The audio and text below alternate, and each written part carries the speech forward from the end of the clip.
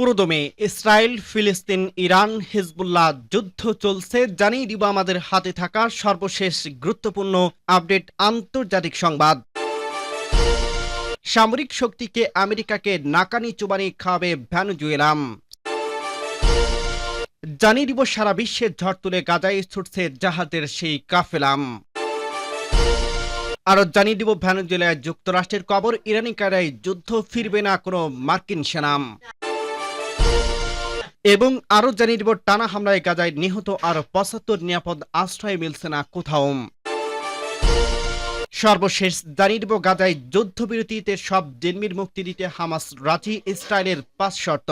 শুনছিলেন সংবাদ শিরোনাম, এরপর বিস্তারিত। তার আগে অনুরোধ থাকবে, ভিডিওটি যদি ভালো লেগে থাকে ভিডিওটিতে একটি লাইক এবং কমেন্ট করে জানিয়ে দিন ভিডিও সম্পর্কে আপনার মূল্যবান মতামত, এবং আরো কমেন্ট করে জানিয়ে দিন ভিডিওটি আপনি কোথা থেকে দেখছেন এবং শুনছেন। সামরিক শক্তিকে আমেরিকায় নাকানি চুবানি খাবে ভেনেজুয়েলা। যুক্তরাষ্ট্রের আলকা মাতবাড়িতে অস্থির ভেনেজুয়েলার উপকূলে তথা ক্যারিবীয় অঞ্চল অস্থিরতা সামাল দিতে নিজেদের সামরিক শক্তির সমাবেশ ঘটিয়েছে ভেনেজুয়েলা। তবে তার একক সামর্থ্য দিয়ে কি কুলাতে পারবে যুক্তরাষ্ট্রের বিরুদ্ধে হিসেবের নাম। তবু দেখা যাক তার সামরিক শক্তি এবং সামর্থ্যের চিত্র। গ্লোবাল ফায়ার পাওয়ারের ১ সেপ্টেম্বরের তথ্য অনুযায়ী ১৪৫টি সামরিক শক্তির মধ্যে ভেনেজুয়েলার অবস্থান ৫০তম। দেশটির সামরিক বাজেট $৯,৩১,২০,০০০। সামরিক শক্তি বিবেচনায় ভৌগোলিক অবস্থান খুবই জরুরি। ভেনেজুয়েলার আয়তন উইকিটে বলা হয়েছে ৯,০১,৬৪৫ কিলোমিটার, উপকূল জুড়ে ২,৮০০ কিলোমিটার, ব্যবহারযোগ্য জলপথ ৭,১০০ কিলোমিটার। ভেনেজুয়েলার সীমানা ভাগাভাগি করতে হয় ৫,২৬৭ কিলোমিটার। ১ সেপ্টেম্বর পর্যন্ত ভেনেজুয়েলার মোট জনসংখ্যা ৩,১২,৩০,৩০৬ জন। এর মধ্যে কার্যক্রম ব্যক্তির সংখ্যা ১,২৮,১২,৬২৫ জন। মোট সামরিক সদস্য ৩,৩৭,০০০ সক্রিয় এবং ১,৯০,০০০ জন রিজার্ভ সদস্য, ৪,০০০ জন আধা সামরিক সদস্য এবং 2,২০,০০০ জন বিমান বাহিনী এবং ২০,০০০ সদস্য সংবলিত সেনা। সদস্য সংখ্যা ১,১৫,০০০ নৌসেনা, ২৫,৫০০ জন। ভেনেজুয়েলার সামরিক বিমানের সংখ্যা ২২৯টি সক্রিয় রয়েছে, ১২৬টি ফাইটার এবং ৩০টি সক্রিয় এবং ১৭টি পরিবহন বিমান, ৪৯টি সক্রিয় এবং ২৭টি প্রশিক্ষণ বিমান এবং ৭৫টি সক্রিয়, ৪১টি বিশেষ মিশনের বিমান, ৩টি সক্রিয়, 2টি তেলবাহী বিমান, একটি রয়েছে যেটি সক্রিয়। মোট হেলিকপ্টার ৪৪টি সক্রিয়, ৪৮টি এর মধ্যে আক্রমণ হেলিকপ্টার, 10টি সক্রিয় রয়েছে। সারা বিশ্বে ঝড় তুলে গাজায় ছুটছে জাহাজের সেই কাফেলা। বিশ্বের বৃহত্তম সমুদ্র বেশন হিসেবে বর্ণনা করছে, যেখানে অন্তত ৪৪টি দেশের প্রতিনিধিরা এবং প্রায় ১০০টি জাহাজ একত্রিত হয়েছে। এই নৌবহরের প্রথম অংশের জনঘাটি ছোট আকারের জাহাজে আছে, যা চিকিৎসা, মানবিক কর্মী, স্বেচ্ছাসেবী এবং জরুরি সাহায্য কর্মী ও সামগ্রী বহন করছে। নৌবহরটি গেল ৩১ আগস্ট স্পেনের বন্দর থেকে যাত্রা শুরু করছে এবং ৪ সেপ্টেম্বর তিউনিসিয়ার দ্বিতীয় দলে যোগ দিয়েছে।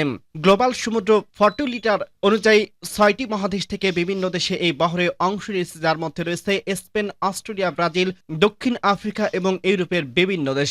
অংশগ্রহণকারীরা কোনো সরকার বা রাজনৈতিক দলের সঙ্গে সম্পৃক্ত নন। তারা গাজায় নিপীড়িত মানুষের জন্য নিজেদের উদ্যোগে এই মিশন হাতে নিয়েছে। নৌবহরটি 4টি প্রধান কোয়ালিফিকেশন দ্বারা পরিচালিত হচ্ছে। এই অভিযানে স্বেচ্ছাসেবী, মানবিক কর্মী, চিকিৎসক, শিল্প, ধর্মীয় নেতা, আইনজীবী, সমাজবিদ এবং নাবিকরা অংশ নিয়েছে। সবাইকে একত্রিত করছে মানবিক মর্যাদা, অসহিংস কর্মের শক্তি এবং একটি মূল লক্ষ্য, গাজায় অবরোধ ও গণহত্যা করতে বাধ্য করছে।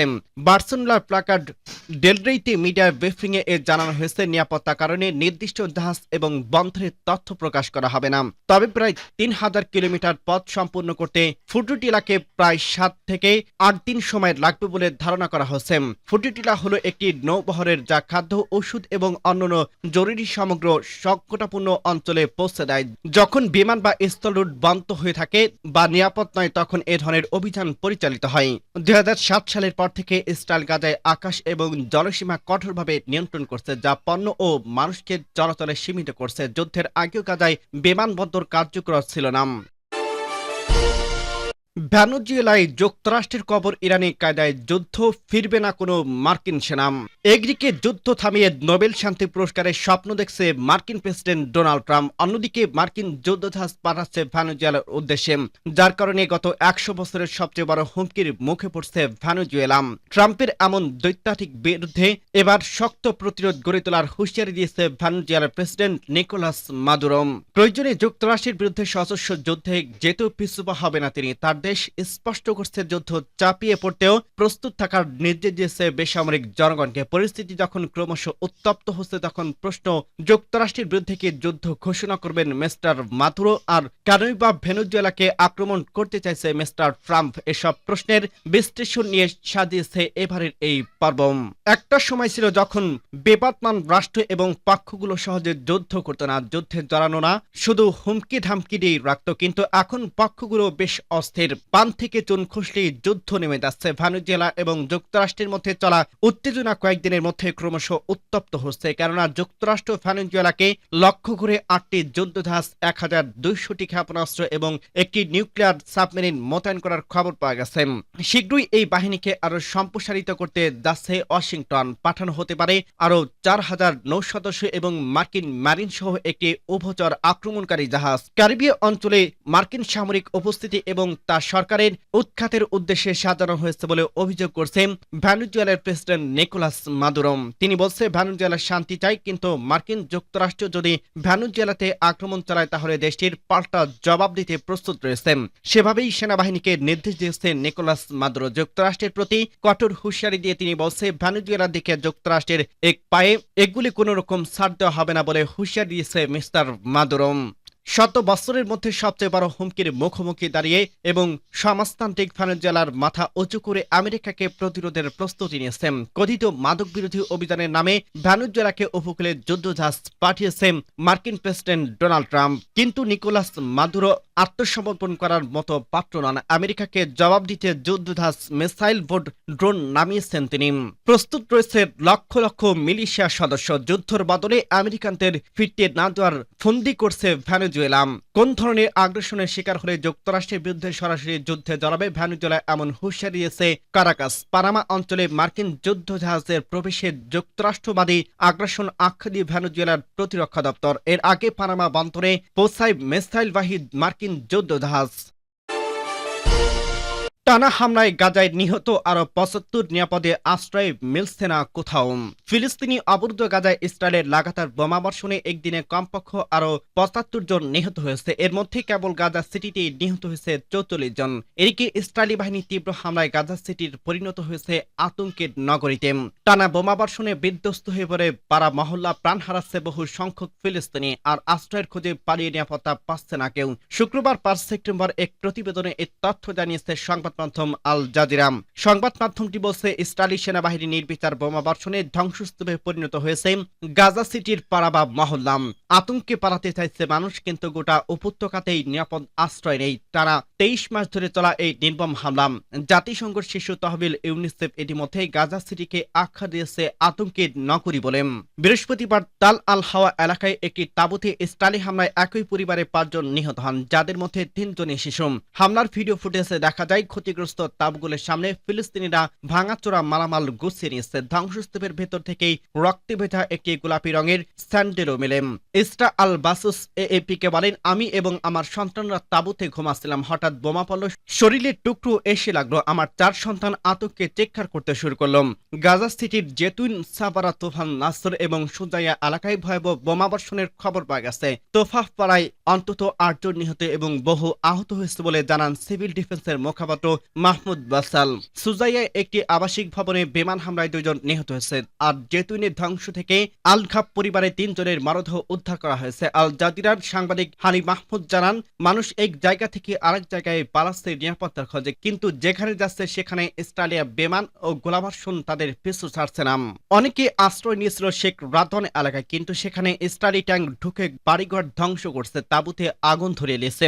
হাসপাতালগুলোতে মৃত এবং আহতের ঢল নেমেছে। আল শিফা হাসপাতালের মর্গের মেঝেতে লাশ সারিবদ্ধ রাখা। বাইরে এক মা তার নিহত সন্তানের মাথায় হাত বুলিয়ে কাটছিলেন আর বলছিলেন, আমাকে ফেলে কোথায় গেলে বাবা। ইউনিসেফে মধ্যপ্রাচ্য এবং উত্তর আফ্রিকার যোগাযোগ কর্মকর্তা ফ্রেস ইনগ্রাম সতর্ক করে বলছে, প্রায় 10 লক্ষ মানুষ আটকা পড়ছে এবং এই ভয় ও পালানো জায়গায় ভরা নগরীতে শুধু বৃহস্পতিবারে গাজা সিটিতে নিহত হয়েছে অন্তত 44 জন। ইসরায়েলি সেনাদের তথ্য অনুযায়ী তারা এখন গাজা সিটিতে 40% নিয়ন্ত্রণ নিয়েছে এবং আগামী দিনগুলোতে অভিযান আরো জোরদার করবে। আল জাজিরা সনদ ফ্যাক্ট চেকিং এজেন্সি স্যাটেলাইট ছবিতে অন্তত 52টি ইসরায়েলি সামরিক যান জেতুন এলাকায় মোতায়েন থাকতে দেখা গেছে। ছবিগুলো দেখাচ্ছে গত 25 আগস্ট থেকে 1 সেপ্টেম্বরের মধ্যে উত্তর ও মধ্য গাজা সিটি থেকে পশ্চিমে বিশেষ করে আল রশিদ সড়ক এবং সমুদ্র তীরবর্তী এলাকায় ফিলিস্তিনিদের জোরপূর্বক সরিয়ে দেওয়া হচ্ছে। গাজায় যুদ্ধবিরতিতে সব জিম্মিদের মুক্তি দিতে হামাস রাজি, ইসরায়েলের 5 শর্ত। ফিলিস্তিনে গাজায় সংঘাত বন্ধে একটি বিস্তৃত চুক্তি করতে প্রস্তুত হামাস। এই চুক্তি অনুযায়ী উপত্যকাটিতে বন্দী থাকা সব জিম্মিকে মুক্তি দেবে তারা। বিনিময় সমঝোতা তৈরিতে ইসরায়েলের নগরী থেকে নির্দিষ্ট সংখ্যক ফিলিস্তিনি বন্দীকে মুক্তি দিতে হবে। তবে হামাস এমন প্রস্তাব মানতে রাজি নয়। ইসরায়েলি সরকারের গাজার যুদ্ধ বন্ধে উল্টে 5টি শর্ত দিয়েছে তারা। গত বুধবার হামাস এই চুক্তির কথা জানায়। কয়েকদিন আগে গাজার বন্দী থাকা জীবিত 20 জিম্মি সবাইকে মুক্তি দিতে মার্কিন প্রেসিডেন্ট ডোনাল্ড ট্রাম্পের আহ্বানের পর চুক্তির বিষয়টি সামনে আনলে তারা এর আগে গত মাসে গাজায় 60 দিনের যুদ্ধবিরতি প্রস্তাবে রাজি হয়েছিল হামাস। এ সময় অর্ধেক জিম্মিকে মুক্তি দিতে রাজি হয়েছিল তারা। তবে এই প্রস্তাব নিয়ে এখনো কিছু জানায়নি ইসরায়েল। বুধবার হামাসের এক বিবৃতিতে বলা হয়, গত মাসের যুদ্ধবিরতি প্রস্তাব নিয়ে এখনো ইসরায়েলের জবাবের অপেক্ষায় রয়েছে তারা। এছাড়া তারা ইসরায়েলের সঙ্গে একটি বিস্তৃত চুক্তিতে যেতে চায়। এই চুক্তির মাধ্যমে গাজায় সংঘাত শেষ হবে। এ সময় সব জিম্মিকে মুক্তি দেবে হামাস। বিনিময় সমঝোতার ভিত্তিতে ইসরায়েলকে নির্দিষ্ট সংখ্যক ফিলিস্তিনি জিম্মিকে মুক্তি দিতে হবে। একই সঙ্গে গাজা থেকে দখলদার বাহিনী সব সদস্যকে সরিয়ে নিতে হবে। উপত্যকাটিতে প্রয়োজনীয় জিনিসপত্র প্রবেশের জন্য সীমান্ত ক্রসিং খুলে দিতে হবে এবং গাজা পুনর্গঠনের প্রক্রিয়া শুরু করতে হবে।